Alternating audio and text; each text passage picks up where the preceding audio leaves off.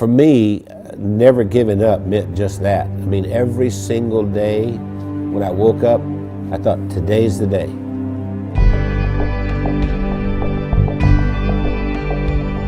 I was the second son in a sharecropper's family, and a sharecropper means that you don't own anything. I mean, you work for someone else who was the landowner.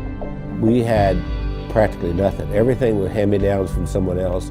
I didn't have shoes, and to this day my toes are all grown under because I didn't have shoes.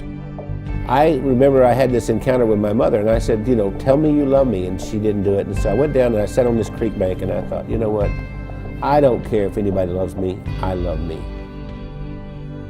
I made a list of goals that I wanted to accomplish, and they were laughable because I didn't even have 2 nickels to rub together, but my first goal was I was going to be a millionaire by the time I was 35. Number 2, I was going to have food to eat because we were always hungry. I mean, my little brother and I used to make mud pies to stop the hunger pains, and I was going to travel all over the world. Those were my goals.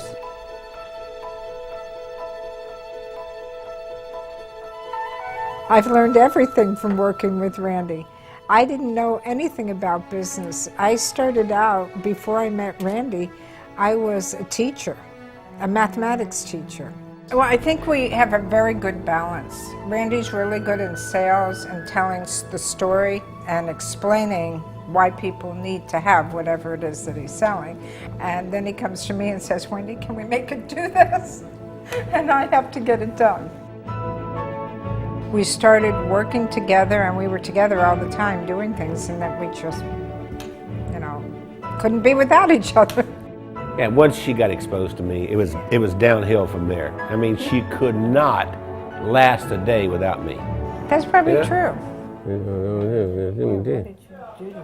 That's what the COO does here. Does hair? She preps me. Spit on it, honey, like you used to do. I never spit. We retired a few times. Did he tell you that? We've tried retirement 3 times, but we never figured out exactly how to do it because we've worked all of our lives. We took a year and we traveled around the world. Then when the decision of the day became, where are we having breakfast? I thought, we're in trouble.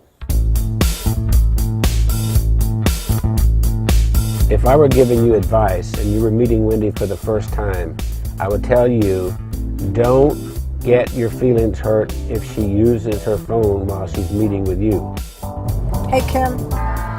Hey, Chris. Okay. I'll see you in the morning. All right.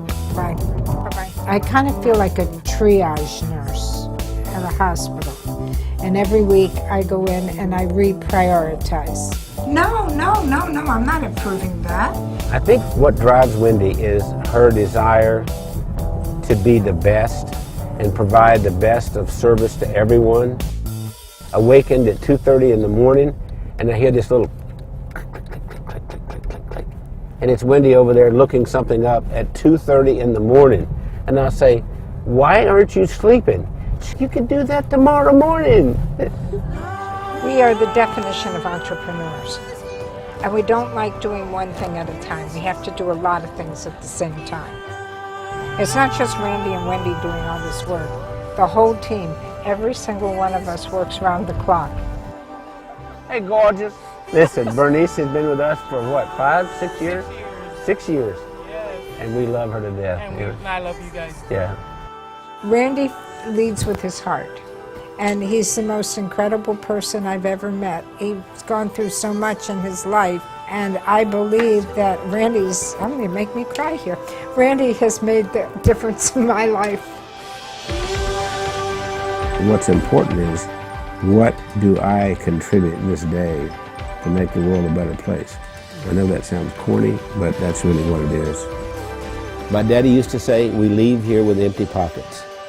The other thing my dad said is that when you leave, you'll be accountable for 2 things. 1, how did you treat Mother Earth? And 2, how did you treat the people on Earth?